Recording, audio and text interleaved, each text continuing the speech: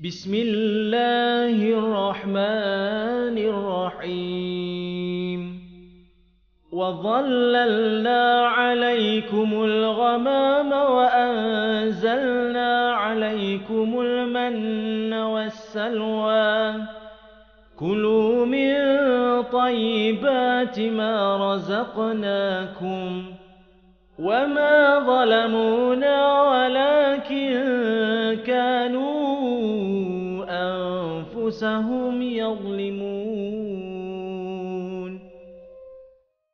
Dan kami telah menaungi kamu dengan awan, dan kami turunkan kepada kamu manna dan salwa. Makanlah dari makanan yang baik yang kami telah kurniakan kepada kamu. Dan tidaklah mereka menganiaya kami, tetapi sebenarnya mereka adalah menganiaya diri sendiri. Surah Al-Baqarah ayat 57. Adakah al-manna yang disebutkan dalam ayat ini diangkat balik oleh Allah setelah ia diturunkan ke bumi?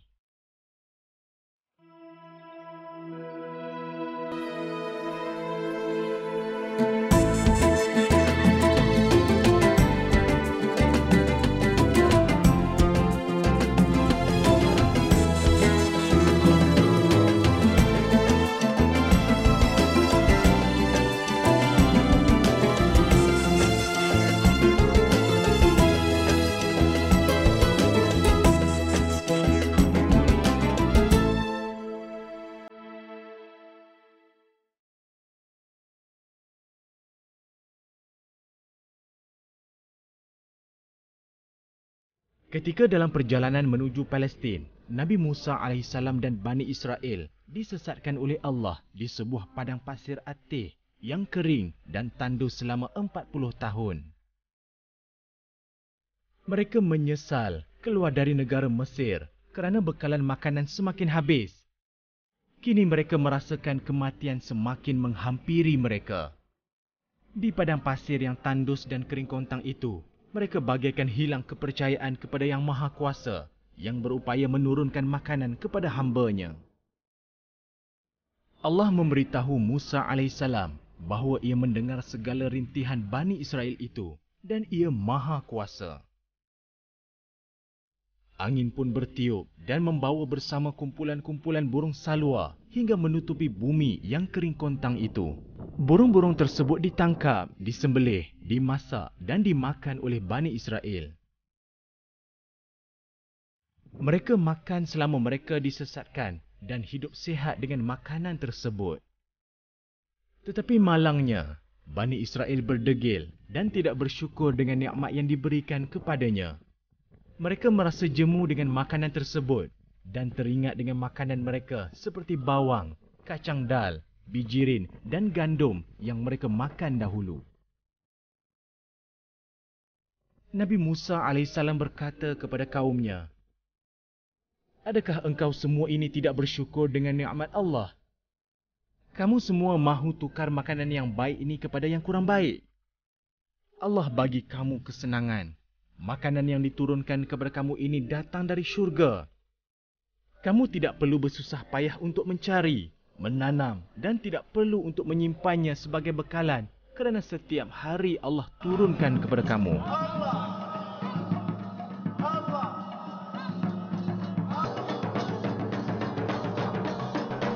Pencarian kami berkaitan al-manna membawa kami ke negara Sudan kerana ada dakwaan menyatakan ia diturunkan di sini. Dalam mensyukuri nikmat Allah, Maqabir Muhammad An-Nil, Khartoum, Sudan menjadi tempat perkumpulan bagi orang-orang sufi dan ia adalah tempat perkumpulan yang terbesar di Khartoum, Sudan. Berzikir adalah salah satu ibadah yang boleh melembutkan hati dan mengikis sifat angkuh yang didorong oleh nafsu. Seperti kisah Bani Israel yang mendapat segala nikmat dari Allah menjadikan mereka sombong, membangga diri. Mereka menganiaya diri mereka atas kekufuran mereka sendiri.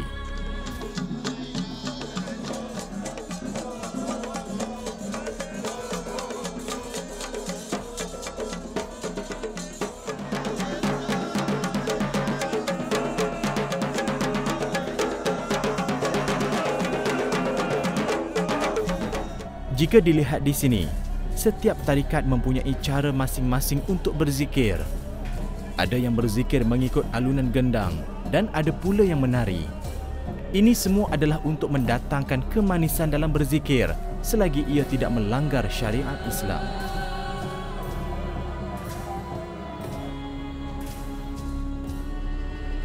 Kami meneruskan pencarian Al-Manna dan menuju ke sebuah daerah Kordofan yang terletak di bahagian barat Sudan.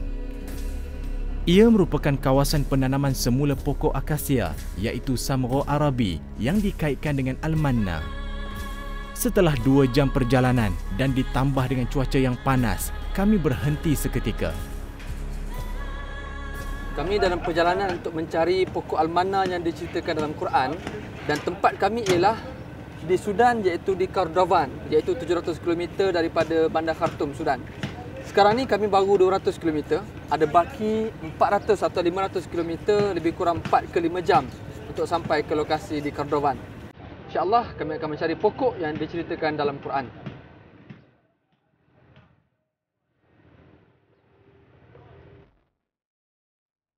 Perjalanan diteruskan. Kali ini jalan yang kami lalui merupakan jalan kecil yang menjadi jalan utama kepada lori-lori besar yang keluar masuk dari Khartoum ke Kordofan. Jalan yang berlubang-lubang menguji kesabaran dan ketabahan kami. Namun semangat yang berkobar-kobar untuk melihat Al-Manna mempermudahkan segala-galanya atas izin Allah. Cuaca yang panas mencecah 50 darjah Celsius membuatkan perjalanan kami berhenti di sebuah perhentian. Di belakang perhentian, kelihatan suasana sibuk melapah kambing seperti ingin mengadakan sebuah majlis yang besar. Saya menjadi terkenal di sini kerana daging kambing yang dimasak adalah kambing yang segar. Kambing kami ini dibela sendiri oleh peniaga-peniaga yang menetap di perhentian ini sebagai nadi ekonomi mereka. Setiap hari mereka akan menyembelih dan melapah hampir 5 ekor kambing.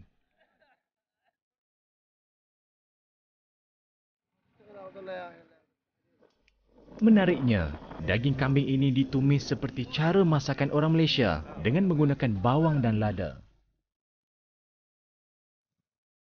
Kami makan dengan penuh selera. Setelah 6 jam perjalanan dari Khartoum, kami tiba di Kordofan dan disambut baik oleh penduduk kampung bersama pegawai perhutanan daerah Kordofan yang telah tahu kunjungan kami ke tempat mereka. Penduduk kampung yang tinggal di sini berasal dari minoriti Arab Badawi. Mereka diupah oleh pihak Kementerian Perhutanan untuk menanam dan menoreh pohon Al-Manna. Al-Manna yang didakwa oleh penduduk tempatan sebagai Al-Manna yang diturunkan kepada Bani Israel dan disebutkan di dalam Al-Quran.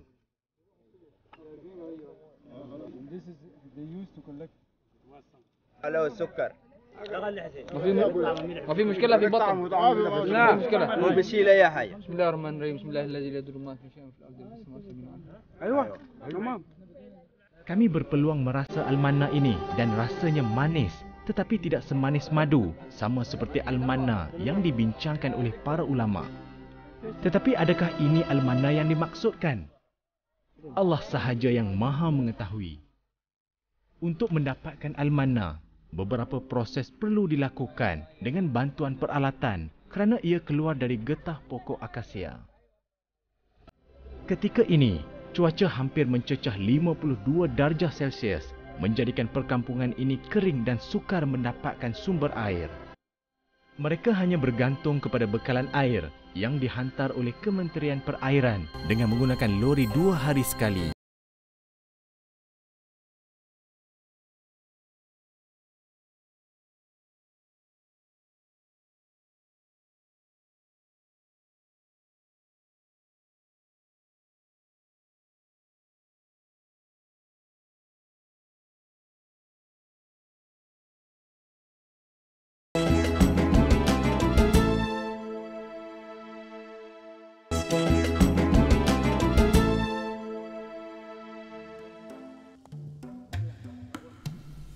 Kami sampai di tempat penanaman Al-Manna. Walaupun angin bertiup kuat, masih terasa bahang kepanasannya. Keadaan ini mengingatkan kami kepada peristiwa Bani Israel yang disesatkan di padang pasir tandus dan gersang. Allah dengan penuh rahmat kepada hamba-hambanya mendatangkan gugusan-gugusan awan sebagai tempat mereka berteduh. Musim panas bukanlah masa pengeluaran sebenar untuk al-manna yang biasa dikutip ketika musim sejuk di waktu pagi, kata Ali, salah seorang pekerja di sini. Kami meneliti pendapat ulama yang menyatakan al-manna diturunkan pada waktu pagi. Perkara ini ada kemiripan sedikit dengan al-manna yang didakwa oleh masyarakat Sudan ini.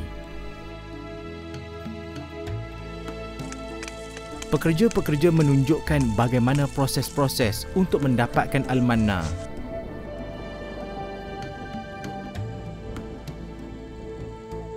Pokok ini dijaga daripada penceroboh yang datang untuk mendapatkan batangnya untuk dijadikan arang yang bernilai tinggi. Banyak persoalan mula terjawab satu persatu. Mengapakah orang-orang Sudan mengaitkan al-manna ini dengan al-manna yang disebutkan dalam Al-Quran? Selain waktu pengeluaran hanya berlaku pada waktu pagi dan hidup di kawasan padang pasir gersang, al-manna ini dimakan oleh penduduk kampung dan mereka hidup sihat tanpa penyakit. Kajian telah dilakukan ke atas mereka dan doktor menyatakan daya tahan tubuh mereka kuat untuk melawan penyakit. Ia seperti peristiwa Bani Israel yang disesatkan di padang pasir teh selama 40 tahun yang diturunkan manna dan salwa kepada mereka. Allah Subhanahu wa taala memberitahu bahawa manna dan salwa adalah makanan yang terbaik. Mereka makan selama tempoh itu dan mereka hidup sihat sebelum mereka merasa jemu dengan makanan tersebut yang dimakan setiap hari.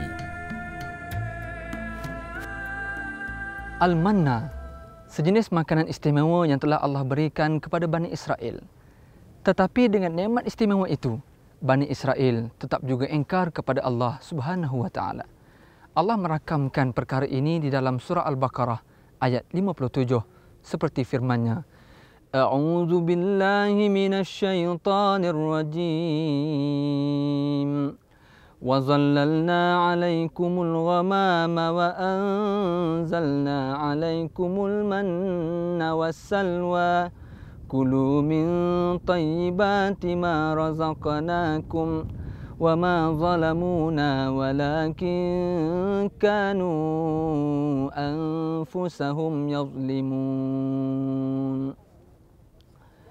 Dan kami telah naungi kamu, wahai Bani Israel, dengan awan daripada panas terik matahari. Dan kami telah turunkan sejenis makanan, iaitu manna dan salwa. Serta kami berfirman, makanlah dari makanan-makanan yang baik yang telah kami kurniakan kepada kamu. Dan tidaklah mereka menganiaya kami kerana kufurkan nikmat itu, tetapi mereka telah menganiaya diri mereka sendiri. Di Kordofan, Barat Sudan, terdapat sebuah tempat yang mempunyai pohon-pohon al-manna seperti yang telah diceritakan dalam Al-Quran. Dan ini adalah salah sebuah pohon al-manna dan dia mengeluarkan sejenis cecair yang warnanya lebih putih daripada susu dan rasanya sedikit manis, tapi tidaklah semanis madu. Serta al-manna ini mempunyai khasiat yang luar biasa. Dari peristiwa ini, ia dijadikan hujah oleh orang-orang Sudan untuk menguatkan dakwaan mereka yang sudah tahu khasiat al-manna. They were referring to ayah 51 where Allah is telling them وَأَظَلَّلْنَا عَلَيْكُمُ الْغَمَامَ وَأَنزَلْنَا عَلَيْكُمُ الْمَنَّ وَالسَّلْوَى. We have given you the good food which is manna and salwa to eat. Then I read in the other ayah that they were running in the wilderness for 40 years eating only manna and salwa. Kami mendengar dari orang-orang kampung bahawa al-manna boleh didapati di pasar ini yang menjadi tumpuan orang ramai untuk mendapatkan keperluan harian. Al-manna yang telah dikutip akan dibawa ke pasar ini untuk dijual kepada peraih yang sememangnya tidak melepaskan peluang untuk menjualnya di kedai-kedai mereka. Khasiat yang terdapat pada Al-Manna ini merupakan faktor permintaan dari orang ramai yang begitu tinggi dan menyebabkan ia mendapat tempat di pasaran dengan harga yang baik. Mahmud Abbas, peniaga rempah dan peniaga-peniaga lain mengambil kesempatan menjual Al-Manna sebagai punca pendapatan mereka dan sekaligus memudahkan orang ramai untuk mendapatkannya.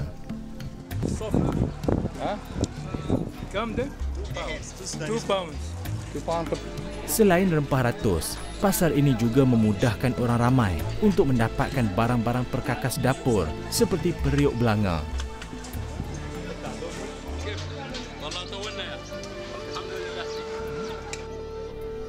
Aktiviti urus niaga yang sihat di antara penjual dan pembeli menjadikan suasana kehidupan mereka begitu harmoni tanpa penindasan dan penipuan. Al-Manna diturunkan bersama salwa, sejenis burung yang dikenali sebagai gibri oleh mereka. Inilah gibri yang terdapat di kawasan Al-Manna. Dalam kitab tafsir Ibnu Kathir mensyarahkan, Qatadah berkata, As-salwa adalah burung yang berwarna kemerah-merahan. Burung ini dikumpulkan untuk mereka oleh angin selatan. Mereka menyembelihnya sekadar untuk keperluan seharian. Manna dan salwa diturunkan Allah Subhanahu Wa Taala kepada Bani Israel setiap hari kecuali hari Sabtu.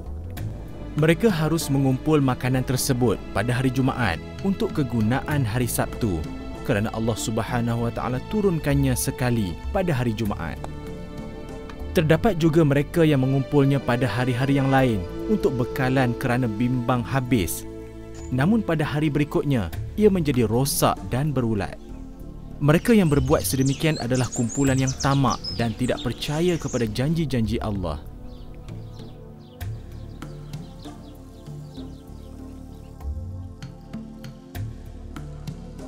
Khasiat Al-Manna dari sudut perubatan, saksikan selepas ini.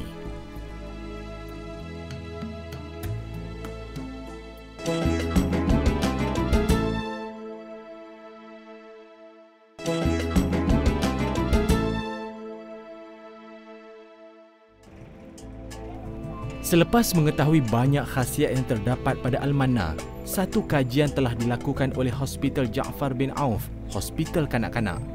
Mereka menggunakan Al-Manna sebagai medium rawatan mereka terhadap kanak-kanak yang mengalami masalah penghadaman dan sakit perut. Hasil kajian menunjukkan keputusan yang positif terhadap kanak-kanak yang dirawat menggunakan Al-Manna. Doktor-doktor di sini mengakui bahawa kanak-kanak yang dirawat tidak mengambil masa yang lama. Kebiasaannya mereka boleh pulang ke rumah selepas dirawat tidak sampai 1 hari di bilik wad ini.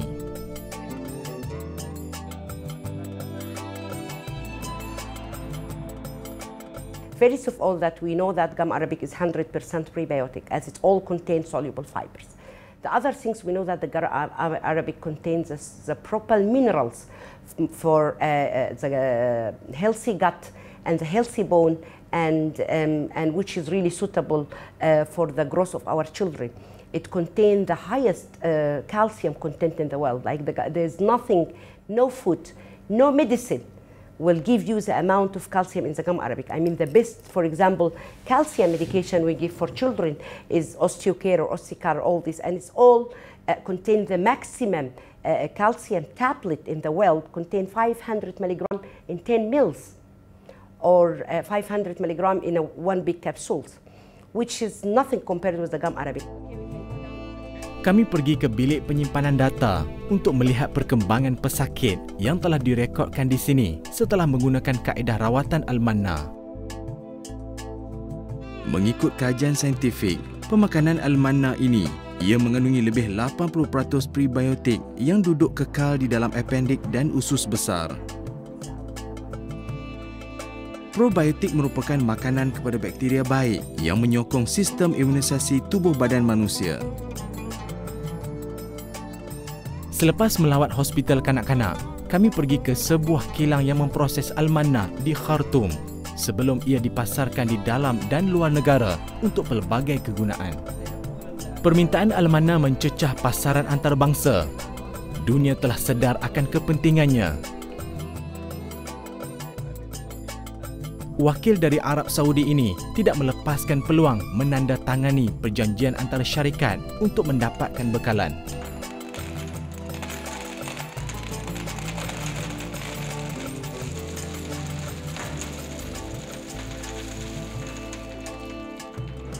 Al-Manna diproses sebelum ianya dipasarkan keluar.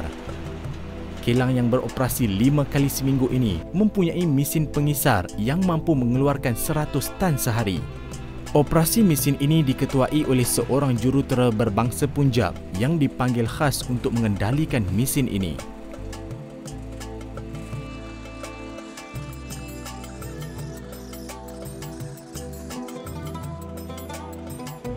Berpandukan penelitian dari pendapat ulama yang menggambarkan as-salwa seperti burung puyuh atau burung merbuk yang jelas masih kelihatan sehingga sekarang.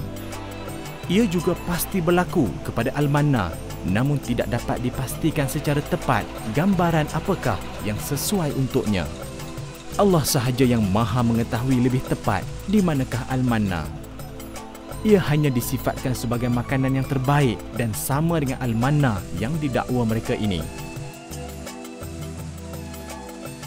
Sebelum diproses, bahan-bahan asing dan kotoran seperti tanah, batu dan kayu dikeluarkan sebelum ia masuk ke dalam mesin pengisar bagi menjamin kebersihannya. Ia akan dibungkus dalam bungkusan khas bagi memudahkan ianya dipasarkan. Banyak industri-industri besar menggunakan Al-Manna dalam menghasilkan produknya seperti industri makanan dan minuman yang mendominasi penggunaannya. Al-Manna ini dikenali dalam kod antarabangsa sebagai E414 dan Sudan merupakan pengeluar terbesar dunia dengan menyumbang 80% keperluan dunia. Inilah Al-Manna yang telah diproses menjadi tepung. Peristiwa yang berlaku di zaman Nabi Musa AS menjadi muhasabah kepada diri kita untuk mensyukuri nikmat Allah. Al-Manna ataupun gam Arabik yang diambil daripada ladang, yang cecair yang dikeluarkan daripada pohon-pohon, akhirnya akan dibawa ke sebuah kilang memproses, dan daripada ketulan keras seperti kristal ini akhirnya akan diproses menjadi debu-debu berwarna putih sebelum ianya dieksport ke negara-negara luar.